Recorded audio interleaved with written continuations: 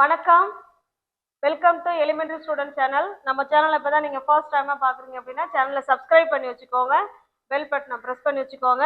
இப்போ பாருங்கள், லெட்ஸ் இது லெட்ஸ், இது அப்பாஸ்ட்ரஃபி போட்டு எஸ் கொடுத்துருக்காங்க. இது அப்பாஸ்ட்ரஃபி போடாமலேயே லெட்ஸ் இருக்கு. இது மூணுக்கும் டிஃப்ரென்ஸ் இருக்குன்னு நினைக்கிறீங்களா, இல்லைன்னு நினைக்கிறீங்களா? இது மூணுக்குமே டிஃப்ரென்ஸ் இருக்குங்க. அது என்னன்னா எந்தெந்த சுச்சுவேஷன்ல எதை பயன்படுத்தலாம் அப்படிங்கிறத நம்ம இன்னைக்கு இந்த வீடியோல பார்க்க போறோம். வாங்க பார்க்கலாம். லெட்ஸ்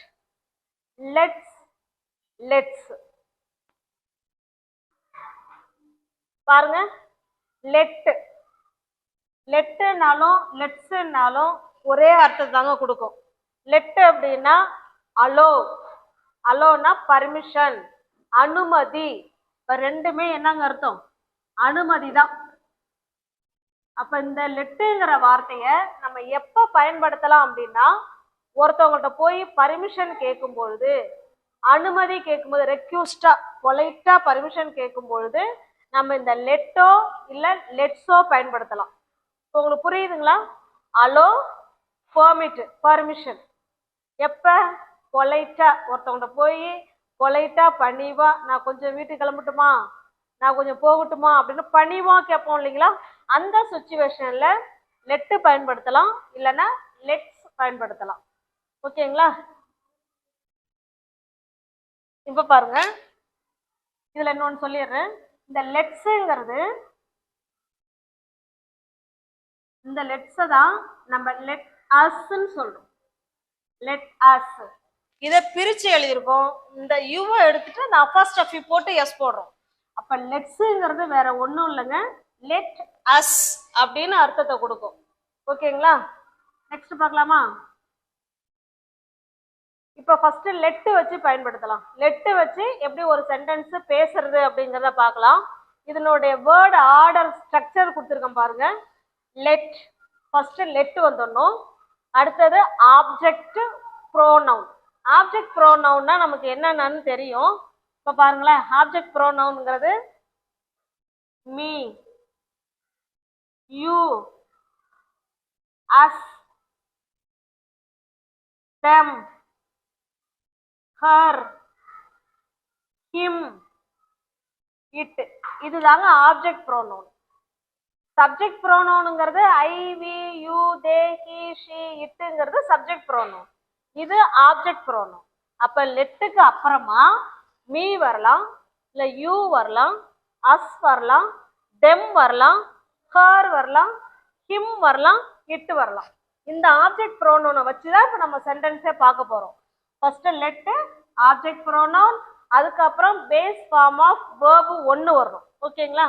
இப்ப பாருங்களேன், ஒரு சென்டென்ஸ். என்னை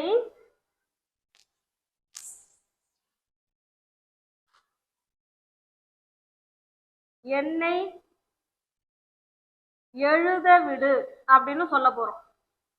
என்ன கொஞ்சம் எழுத விட, என்ன கொஞ்சம் படிக்க விட அப்படின்னு சொல்லி நம்ம பொலைட்டா ரெக்யூஸ்டா நம்ம ஃப்ரெண்ட்கிட்ட சொல்றோம்.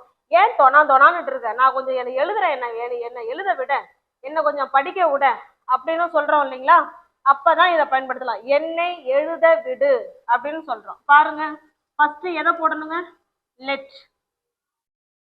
லெட் போட்டுக்கிட்டோமா? நல்லா கவனிங்க. ஃபர்ஸ்ட் லெட், அதுக்கப்புறமா ஆப்ஜெக்ட் ப்ரோனவுன்.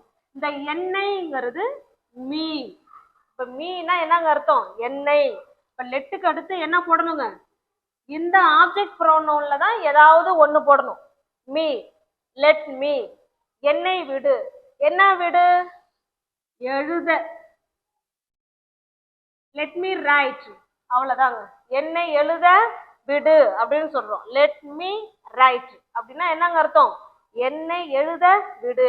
இப்ப என்னை படிக்க விடு எப்படி சொல்லலாம்? லெட் மீ ஸ்டடி அல்லது ரீட், இப்படி என்ன வேணாலும் சொல்லலாம். ஓகேங்களா? லெட் மீ ரைட் அப்படின்னா என்ன எழுத விடு, லெட் மீ ஸ்டடி என்ன படிக்க விடு. இந்த மாதிரி நம்ம என்ன வேணாலும் சொல்லலாம். லெட் மீ கோ என்ன போக விடு, லெட் மீ ஜம்ப் என்ன குதிக்க விடு. இப்படி நம்ம எவ்வளோ சென்டென்ஸ் வேணாலும் பேசலாங்க. இதோட ஸ்ட்ரக்சர் மட்டும் பார்த்துக்கோங்க. லெட்டு, அதுக்கப்புறம் ஒரு ஆப்ஜெக்ட் ப்ரோனவுன், அதுக்கப்புறம் பேஸ் ஃபார்ம் ஆஃப் verb ஒன்று தான் வரும். ஓகேங்களா, புரிஞ்சுதுங்களா? shall we go to the next sentence? பாருங்க, என்னை போக விடு. இது இப்போ உங்களுக்கு புரிஞ்சிருக்கும், நீங்களே ஆன்சர் பண்ணிடலாம். பாருங்க, ஃபர்ஸ்ட் யார் வருவா? லெட். லெட்டுக்கு அப்புறம் என்னை, என்னைனா என்ன சொல்லுவோம்? மீ. லெட் மீ, என்னை விடு. எங்க விடணும்? போக விடணும். Let me go. அவ்வளவுதாங்க. எவ்வளவு சிம்பிளா முடியுது பாருங்க. லெட் மீ கோ, என்ன போக விடு. ஓகேங்களா? அடுத்தது பாருங்க, அவனை போக விடு அப்படின்னு சொல்றோம். இப்ப பாருங்க, அவனுக்கு என்னங்க ஆப்ஜெக்ட் ப்ரோனவுன் வரும்? ஹிம். ஆப்ஜெக்ட் ப்ரோனவுன்ங்கிறது அவனுக்கு என்னங்க வரும்? ஹிம். லெட், லெட்டுக்கு அப்புறம் ஆப்ஜெக்ட் ப்ரோனவுன் ஹிம். அவனை விடு, எங்க விடணும்? கோ.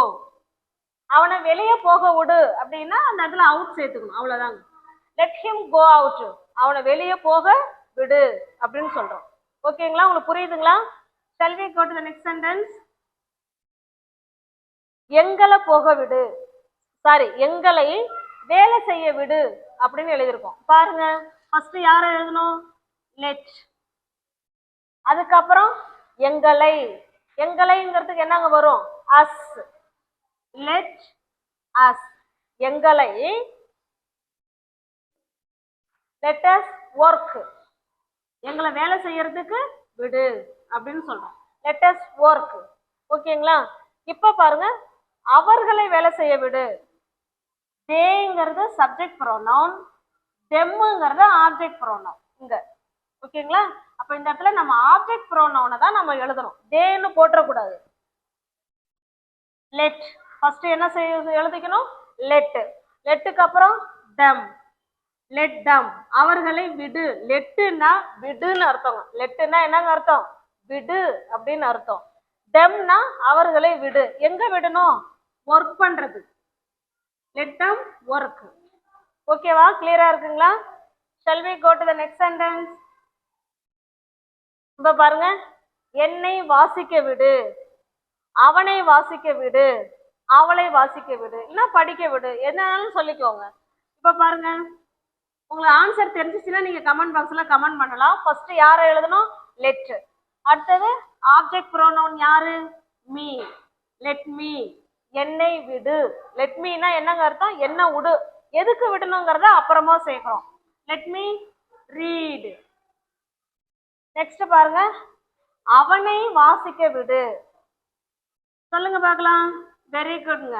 Let him, let him read, அவனை வாசிக்க விடு. இந்த இடத்துல ஃபர்ஸ்ட்ங்கிற வார்த்தையை கூட சேர்த்துக்கலாம். அவனை முதல்ல வாசிக்க விடு. Let him read first.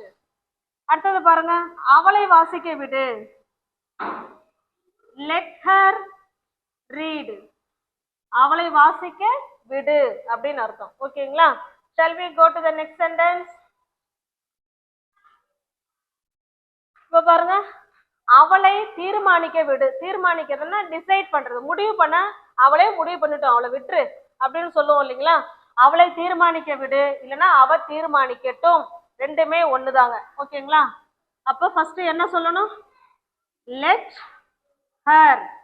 Let her, தீர்மானிக்கிறது, முடிவு பண்றதுக்கு என்னங்க இங்கிலீஷ்ல? டிசைடு. டிசைடு, அவ்வளவுதாங்க. லெட், லெட்டுன்னா விடு. சொல்லுங்க, லெட்டுன்னா என்னங்க அர்த்தம்? விடு. யாரை விடணும்? அவளை. அவளை விட்டுடு. எங்க விடணும்? எதுக்கு விடணும்? டிசைட் பண்றதுக்கு அவளை விட்டுரு. Let her decide. Next sentence பாருங்க, அது காயட்டும், இல்லைன்னா அதை காய விடு, ரெண்டுமே ஒண்ணுதாங்க. அது காயட்டும், இல்லைன்னா அதை காய விடு, ரெண்டுமே சேம் தான். நம்ம தமிழ்ல எப்படி வேணாலும் சொல்லலாம், ஆனா இங்கிலீஷ் சென்டென்ஸ் சேமா தான் வரும். பாருங்க, ஃபர்ஸ்ட் யாரை எழுதணும்? லெட். லெட்டுக்கு அப்புறம் ஆப்ஜெக்ட் ப்ரோனவுன் இட். அது அப்படிங்கிறது இட்டுங்க. Let it. லெட் இட்னா அதை விடுன்னு அர்த்தம். லெட்டுன்னா விடு அப்படின்னு அர்த்தம். இட்டுன்னா அதை விடு. எங்க விடணும்? எப்படி விடணும்? அது காயட்டும். ஓகேங்களா? Let it, sorry, try. ஓகேங்களா? லெட் இட் ட்ரை அப்படின்னா அது காயட்டும், இல்லைன்னா அதை காய விடு அப்படின்னு அர்த்தம். ஓகேங்களா? நெக்ஸ்ட் சென்டென்ஸ், அவளை விடு. இப்ப ஒரே இதுல சென்டென்ஸ் கொஞ்சம் பெருசா ஆக்கியிருக்கேன். இப்ப பாருங்களேன், விடு அப்படின்னா ஃபர்ஸ்ட் நம்ம எதை எழுதுவோம்? லெட் தானே. லெட் யார? அவளை. Let her. அவளை விடு அப்படின்னா லெட் ஹர். அவனை விடு அப்படின்னா லெட் ஹிம். அவர்களை விடு அப்படின்னா லெட் தம். எங்களை விடு அப்படின்னா லெட் அஸ். ஓகேங்களா? இந்த மாதிரி சின்ன சின்ன சென்டென்ஸ் கூட நம்மளால பேச முடியும். அவளை விடு அப்படின்னா லெட் ஹர். இதையே இன்னும் கொஞ்சம் நீட்டி எழுதியிருக்கேன் பாருங்க, அவளை விவரிக்க விடு. விவரிக்கிறதுனா எக்ஸ்பிளைன். ஓகேங்களா? Let her. அவளை விடு. எதுக்கு விடணும்? எக்ஸ்பிளைன் பண்றது. Let her explain. அவ்வளவுதாங்க. அவளை விவரிக்க விடு. Let her explain. இப்ப பாருங்க, அவளை அந்த கதையை விவரிக்க விடு. கொஞ்சம் கொஞ்சமா எக்ஸ்டெண்ட் பண்ணியிருக்கோம் பாருங்க சென்டென்ஸ். அப்படியே தான் எழுதணும், இதையே தான் எழுதணும். Let her explain. அவளை எக்ஸ்பிளைன் பண்ண விடணும். எதை எக்ஸ்பிளைன் பண்ண போறாங்க? The story. The story. பாருங்க, இப்படிதாங்க. முதல்ல குட்டி, அப்புறம் அப்படியே கொஞ்சம் எக்ஸ்டெண்ட் பண்ணிக்கலாம், இன்னும் கொஞ்சம் எக்ஸ்டெண்ட் பண்ணிக்கலாம். அவளை விடு அப்படின்னா லெட் ஹர். அவளை விவரிக்க விடு. Let her explain. Let her explain the story. அந்த கதையை அவளை விவரிக்க விடு. அவளை தொந்தரவு பண்ணிக்கிட்டே இருக்காது சொல்லுவோம் இல்லைங்களா? நெக்ஸ்ட் சென்டென்ஸ், அதை விடு. இதையும் அதே மாதிரிதாங்க சொல்ல போறோம். சொல்லுங்க பார்க்கலாம். அதை விடு எப்படி சொல்லலாம்? Let it. லெட் இட் அப்படின்னா அதை விடு அப்படின்னு அர்த்தம். அதை பறக்க விடு. அதை நம்ம இன்னும் கொஞ்சம் எக்ஸ்டெண்ட் பண்ணிடும். அதை என்ன செய்யணுமா? பறக்க விடணுமா? அப்ப எப்படி எழுதலாம்? Let it. பறக்கிறதுக்கு என்னங்க இங்கிலீஷ்ல? ஃப்ளை. அதான வேர்பு. Let it fly. அது பறக்க விடுறது எங்க விடணுமா? வானத்துல விடணுமா? அதை வானத்தில் பறக்க விடு. அப்படியே எழுதுங்க. ஆன்சர் தெரியுங்கிறவங்க நீங்க கமெண்ட் பாக்ஸ்ல கமெண்ட் பண்ணிக்கிட்டே வரலாம். லெட் இட் ஃப்ளை எங்கங்க? In the sky. அவ்வளவுதாங்க. Let it fly in the sky. ஸ்கையில பறக்க விடு அப்படின்னு சொல்றோம். Shall we go to the next sentence? அவனை சொல்ல விடு. இதுக்கு நீங்க தான் கமெண்ட் பண்ண போறீங்க. அவனை சொல்ல விடு எப்படி சொல்லலாம்? அவர்களை பார்க்க விடு, இல்லைன்னா அவர்கள் பார்க்கட்டும் அப்படின்னு சொல்லலாம். ரெண்டுமே ஒண்ணுதான். ஓகேங்களா? அது போகட்டும், இல்லைன்னா அதை போக விடு. ரெண்டுமே சேம் தான் தமிழ்ல. இங்கிலீஷ்லயும் அதே தான் வரும். இந்த 3 சென்டென்ஸுக்கும் எப்படி ஆன்சர் பண்ணலாங்கிறத கமெண்ட் பாக்ஸ்ல கமெண்ட் பண்ணுங்க. இப்ப நம்ம பார்த்தது எல்லாமே லெட் வச்சு பார்த்துருக்கோம். நெக்ஸ்ட் பார்க்கலாம், லெட்ஸ் பார்க்க போறோம். இப்ப லெட் வச்சு பார்க்கணும்னா ஃபர்ஸ்ட் லெட், அதுக்கப்புறமா ஆப்ஜெக்ட் ப்ரோனவுன், அதுக்கப்புறமா வேர்பு 1 வருவாங்க. ஆனா லெட்ஸுக்கு பாருங்க, இங்க ப்ரோனவுனே கிடையாதுங்க. ஒன்லி லெட்ஸ், அதுக்கப்புறம் டைரக்டா வேர்பு 1 வந்துடணும். ஓகேங்களா? இப்ப பாருங்களேன், நாம் போகலாம். ஃபர்ஸ்ட் லெட்டர்ஸ் தான் சேர்க்க போறோம். லெட்ஸ். உடனே வேர்புக்கு போயிடுறோம். இங்க ப்ரோனவுனும் வராதுங்க. லெட்ஸ் வந்துச்சுன்னா ப்ரோனவுனும் வராது. ஒன்லி வேர்ப் மட்டும்தான் வருவாங்க. போகிறதுக்கு என்னங்க இங்கிலீஷ்ல? கோ. அவ்வளவுதாங்க. லெட்ஸ் கோ அப்படின்னா நம்ம போகலாம் அப்படின்னு அர்த்தம். நாம செய்யலாம். நாம செய்யலாம் எப்படி சொல்லலாம்? Let's do. நம்ம செஞ்சுக்கலாம். Let's do. நம்ம படிக்கலாம். லெட்ஸ் ஸ்டடி அல்லது ரீட், என்ன வேணாலும் சொல்லிக்கோங்க. லெட்ஸ் ஸ்டடி, நம்ம படிக்கலாம் அப்படின்னு அர்த்தம். ஓகேங்களா? இந்த பக்கம் பாருங்க, நாம் கொண்டாடலாம் அப்படின்னு சொல்லியிருக்கோம். சொல்லுங்க. Let's celebrate. Let's celebrate. ஓகேங்களா? நாம் கொண்டாடலாம் அப்படின்னா லெட்ஸ் செலிப்ரேட். இது எல்லாத்துலயும் பாருங்களேன், லெட்ஸ் லெட்ஸ் லெட்ஸ் லெட்ஸ். இந்த லெட்ஸுக்கு அப்புறம் வர்றது எல்லாமே verb ஒண்ணுங்க. இது verb 1, இதுவும் அதே போல verb 1, இதுவும் அதே போல verb 1, இதுவும் அதே போல பேஸ் ஃபார்ம் ஆஃப் 1. ஓகேங்களா? நெக்ஸ்ட் பாருங்க, நம்ம போய் விளையாடலாம். நம்ம போய் என்ன செய்யலாம்? விளையாடலாம். எப்படி சொல்லலாம்? Let's play. நம்ம விளையாடலாம் அப்படின்னு சொல்றோம். நாம சேகரிக்கலாம், நம்ம வந்து கலெக்ட் பண்ணலாம் அப்படின்னு சொல்றோம். இது எப்படி சொல்லலாம்? Let's collect.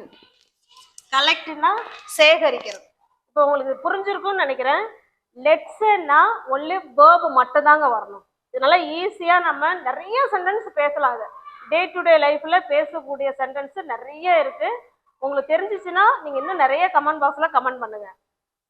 நெக்ஸ்ட் சென்டென்ஸ் இப்ப பாருங்க. லெட்ஸ்னாலும் லெட் அஸ்னாலும் ஒண்ணுதான். இதுல நம்ம அப்பாஸ்ட்ரோபி மார்க் போட்டு எஸ் போட்டிருக்கோம். அதை நம்ம பிரிச்சு எழுதிருக்கோம். லெட்ஸ், லெட் அஸ், ரெண்டுமே ஒண்ணுதான். ஓகேங்களா? பாருங்க, நாம் கால் பண்ணலாம். நம்ம வந்து கால் பண்ணலாம். அவன் பண்ணாட்டி போனா போறான், நம்ம கால் பண்ணோம். எப்படி சொல்லலாம்? Let us. இப்படியும் சொல்லுங்க. இல்லைன்னா இதையே எப்படி சொல்லலாம்? லெட்ஸ், லெட்ஸ் கால், இப்படியும் சொல்லலாம். ஓகேங்களா? லெட் அஸ் கால், இல்லைன்னா லெட்ஸ் கால். ஓகேங்களா? நாம் பார்க்கலாம், நம்ம பார்க்கலாம். Let's see, let's see again, நம்ம அப்புறமா மறுபடியும் பார்க்கலாம். அகைன்ங்கிற வார்த்தையும் சேர்த்துக்கலாம். ஓகேங்களா? லெட்ஸ் see again, நம்ம அப்புறம் பார்க்கலாம். நாம சுத்தம் செய்யலாம். எப்படி சொல்லலாம்? Let's clean. லெட்ஸ் clean என்னைக்கு? நாளைக்குங்கிற வார்த்தையை கூட நீங்க சேர்த்துக்கலாம். டுமாரோ, நாளைக்கு நம்ம சுத்தம் பண்ணலாம். Let's clean tomorrow. ஓகே, உங்களுக்கு புரியுதுங்களா? லெட்ஸ்னாலும் லெட் அஸ்னாலும் ஒண்ணுதான். Shall we go to the next sentence? இப்போ பாருங்க, இதுதான் நமக்கு முக்கியம். லெட் மட்டும் வச்சு பேசுறீங்க அப்படின்னா பக்கத்துல கட்டாயமா ஆப்ஜெக்ட் ப்ரோனவுன் வரணும். அதுக்கப்புறமா தான் வேர்பு ஒண்ணு வரணும். இந்த ஸ்ட்ரக்சரை நல்லா பார்த்துக்கோங்க. இல்ல நீங்க லெட்ஸ் வச்சு பேசுறீங்க அப்படின்னா இங்க ஆப்ஜெக்ட் ப்ரோனவுனே தேவையில்லை. லெட்ஸ் பிளஸ் வேர்பு ஒண்ணு வந்துடலாம். ஓகேங்களா? உங்களுக்கு புரியுதுங்களா? இந்த ரெண்டு வேயும் நல்லா தெரிஞ்சு வச்சுக்கோங்க. லெட் வந்தா ஆப்ஜெக்ட் ப்ரோனவுன் கட்டாயமா இடையில வரணும். லெட்ஸ் வந்தா டைரக்டா வேர்பு வந்துடலாம். இப்ப பாருங்க, லெட் ஆப்ஜெக்ட் ப்ரோனவுன் அப்புறம் வேர்பு. லெட் மீ கோ, என்ன போக விடு. லெட் அஸ் கோ, எங்களை போக விடு. இது ரெண்டுக்கும் வித்தியாசம் இருக்குங்களா? லெட் மீ கோன்னா என்ன போக விடுன்னு அர்த்தம். நான் ஒரு ஆளு என்ன போய் நான் ஹெச்எம்கிட்ட கேட்குறேன், டீச்சர் என்ன கொஞ்சம் போக விடுங்க டீச்சர். அப்ப லெட் மீ கோ, என்னை மட்டும் நான் போய் பர்மிஷன் கேட்டு நான் போறேன். இதே இன்னொரு டீச்சரும் என் கூட வராங்க, நம்ம ரெண்டு பேரும் போகலாம் அப்படின்னு போய் பர்மிஷன் கேட்குறோம். அப்புறம் ரெண்டு பேரும் வரும்போது லெட் அஸ். ஓகேங்களா? Let us go. புரியுதுங்களா? ஒன்றும் அது பெரிய வித்தியாசம்லாம் இல்லை. இது நம்ம சிங்குலரா போய் பர்மிஷன் கேட்குறோம். இதுல துணைக்கு இன்னொரு ஆளை கூட்டிட்டு போய் பர்மிஷன் கேட்குறோம். உங்களுக்கு புரியுதுங்களா? சேனல் பிடிச்சிருக்கு அப்படின்னா லைக் பண்ணுங்க, கமெண்ட் பண்ணுங்க, தெரிஞ்ச ஃப்ரெண்ட்ஸுக்கு ஷேர் பண்ணுங்க. தேங்க்யூ.